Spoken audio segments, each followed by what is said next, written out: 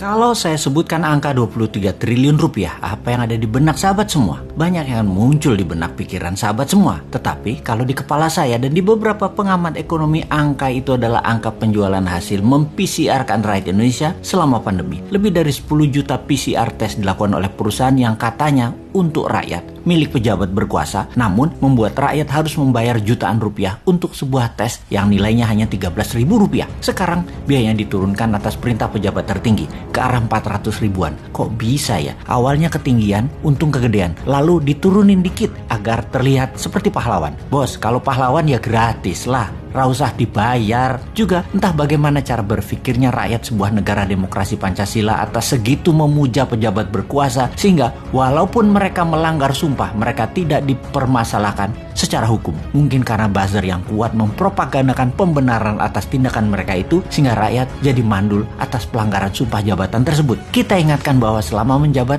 seorang pejabat itu disumpah sumpah jabatan, yang salah satu isinya dilarang memperkaya diri sendiri dengan membuat kebijakan yang menguntungkan dirinya atau memperkaya orang lain. Hal ini sekarang dilakukan oleh orang di sekeliling penguasa yang baik, yang jujur, yang rendah hati pilihan rakyat tersebut, namun membiarkan banyak penyalahgunaan jabatan oleh orang-orang di sekelilingnya. Ini bukan kita loh yang mengatakan, ini dikatakan dengan tegas berkali-kali oleh Profesor Mahfud MD. Lupa itu sebelum dia menjabat sih bicara begitu. Namun setelah beliau menjabat, ternyata beliau banyak nonton sinetron, sehingga rekan sejawatnya yang banyak putar-putar peraturan kebijakan untuk keuntungan kroni-kroninya, beliau nggak sensitif lagi. Rekening cocok sih mungkin membuat dia lupa akan suara rakyat. Saya jadi teringat bagaimana Partai Komunis Tiongkok. Anggota partai itu 80 juta orang. Semua pegawai negerinya Tiongkok adalah anggota Partai Komunis. 80 juta orang ini adalah orang yang mengelola 1,4 miliar manusia Tiongkok. Ketatnya organisasi dengan 80 juta anggota tersebut membuat solid 1,3 miliar manusia manut, taat, dan takut. Atau bahasa gangster mafioso Al Capone pernah mengatakan, kepolisian yang tidak terorganisir akan kalah dengan gangster terorganisir, walaupun kekuatan gangster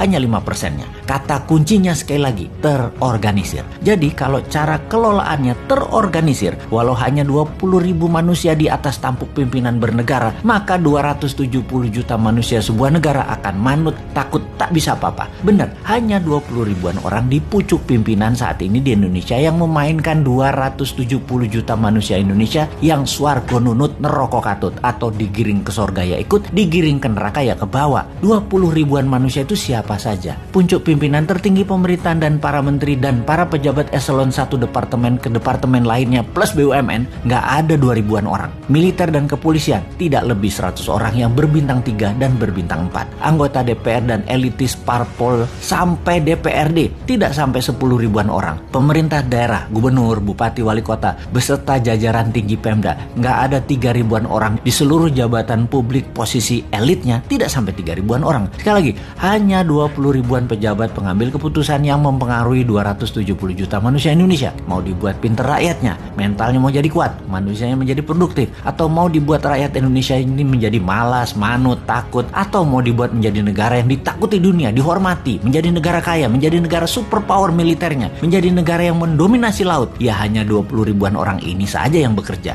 Kalau 20 ribuan orang ini pragmatis, meniru pucuk-pucuk pimpinan jabatan yang kasual, yang memainkan kebijakan untuk kepentingan kantongnya dan kroninya, ya semuanya yang 20 ribuan ini ya mayoritas jadi pebisnis berdagang dan memanfaatkan jabatannya demi kroni dan dirinya secara sembunyi-sembunyi atau terang-terangan, seperti kasus PCR dan Pandora Papers yang didiamkan itu. Jadi selamat kepada para pejabat yang 20 ribuan orang tersebut teruslah membuat Indonesia gini-gini aja. GDP nggak naik, uang beredar dibatasi supaya masyarakat jadi nggak pinter, menjadikan Indonesia negara yang takut sama Tiongkok, menjadi negara yang selalu berhutang. Lanjutkan deh. Dan kepada masyarakat yang kagum dengan pejabatnya, teruslah rebahan, teruslah tidak baca buku dan tidak tahu berita dunia, teruslah menjadi pasar produk asing, teruslah mendukung hutang. Pokoknya dukung aja. Bismillah komisaris.